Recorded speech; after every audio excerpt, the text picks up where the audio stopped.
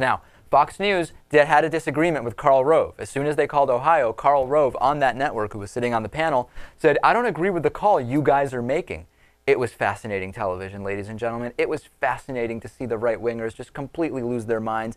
They start arguing with each other. Karl Rove arguing with Fox News. I love it. Let's look at the video. Real doubts about the call that's been made by us and I guess other networks about Ohio. They do not believe that Ohio is in the Obama camp. I just got an email from a top Romney person. I said, "Do you agree with our call?" He said, "Not really. You went through this in 2000. You almost went through it in 2004.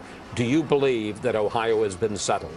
No, I don't. So you're not saying that Obama isn't going to win, No, but you're just saying he hasn't won it yet. I think this is premature. We got 70. We got a quarter of the vote. I understand what Carl's saying, but if you look at some of these counties that are still left out there, there are votes, a lot of votes left for Obama. I don't know what the outcome is going to be, but we got to be careful about calling things when we have like 991 votes separating the two candidates and a quarter of the vote yet to count. Now, I have to admit, when the vote at one point after Ohio had been called for President Obama and therefore the election had been called for President Obama, the Ohio vote count switched to having Mitt Romney ahead slightly. I admit I got a little nervous at that point. Then I saw that it was abundantly clear that President Obama was not even going to need Ohio, and then I went to bed. So that was a little bit of a concern. But very funny, guys, to see this debate between Fox News' decision desk and Karl Rove. I love it.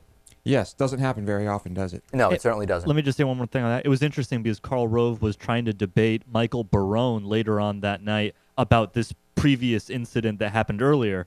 And it was just very clear that Michael Barone was just telling him the facts. He's like, look, if you look at the counties, this is clear.